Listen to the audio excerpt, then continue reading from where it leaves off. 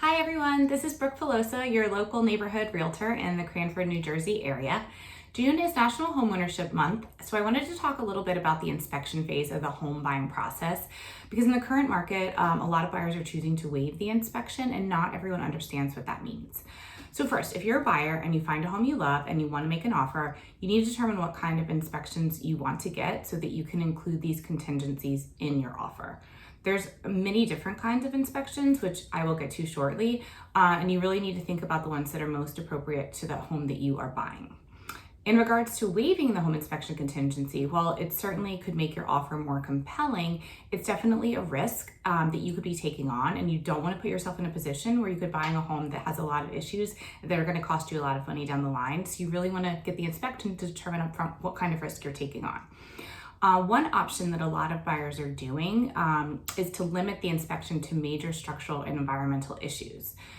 So this means that you can still get the full inspection, but you would only be able to request repairs or compensation from the seller for anything that is limited within that major structural, environmental, and safety. This is something I recommend for a lot of buyers, and a lot of buyers are doing these days because it really protects you from the biggest and most costly things, but still it makes your offer more compelling. You can also choose to waive the inspection altogether, which is something I really don't recommend unless you're a super savvy buyer or really handy and can kind of, determine for yourself from the property what potential issues you are and what risk you're taking on. And even then, you can still choose to get an inspection. You just wouldn't be able to ask for repairs, but I'd still recommend getting the inspection to get visibility into what's going on. And you could always back out of the contract if you feel like it's too much of a risk. So moving on to the different types of inspections.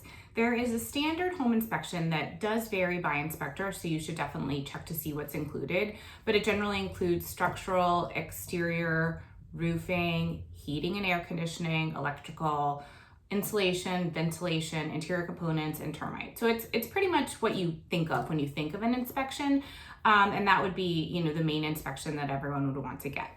Secondly, there's also a radon inspection. Radon, if you aren't familiar, is a highly toxic radioactive gas that is naturally occurring in the environment, but it can cause cancer if you have too much of it in your home. So all that happens is they put a little container in the basement of your house and it sits there for a couple of days, and then the inspector would come back and take it and read the results. And if they're above a certain threshold, they would recommend some sort of remediation.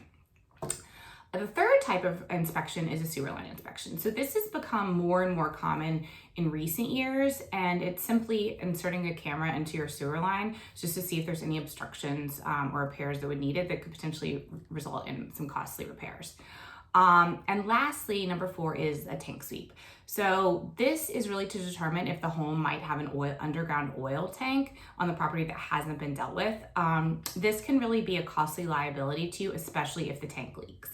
So, one, you might want the tank removed anyway, but if the tank leaks, it can be tens of thousands of dollars to get removed and remediated from the soil if it's spread. So another note to consider with tank sweeps is that even if a home has had a tank removed in the past, it's possible that a home can have more than one tank. So I would recommend getting a tank sweep just to see if there's another tank hanging out there that you might want to deal with.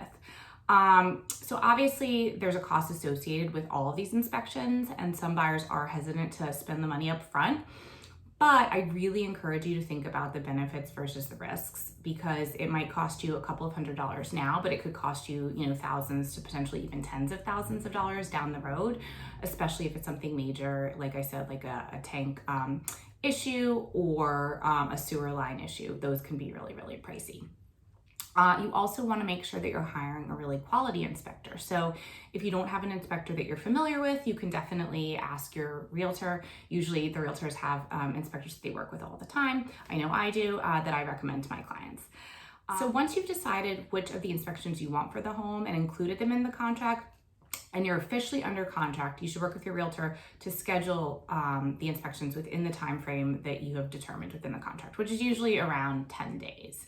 After the inspections are complete, you'll receive an inspection report that will detail out all of the issues that the inspectors have found and their recommendations on how to handle. One note is that the inspectors will really include all issues, even if they're really, really minor. So, don't freak out that it looks like a lot. Sometimes it's just, it's things so that but that doesn't mean it's a big deal that you should worry about it. Next, you will want to work with your attorney to determine what you want to ask the seller to repair or give compensation for.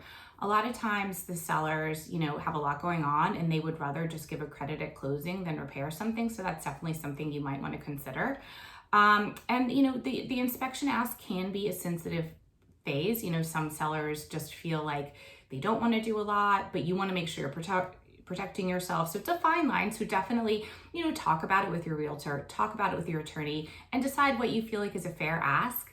And your attorney would then send a letter back to the seller's attorney requesting, and you guys can come to terms with an agreement of what would be taken care of before closing. And that's it. I know it's a lot, but hopefully this was helpful. I know it definitely helps to work with a real estate agent who can help guide you through the process, because there obviously is a lot and a lot of things to think about. So if you have any questions or you need any guidance on the process, if you're looking to buy a home, don't hesitate to reach out. All right, thanks everyone.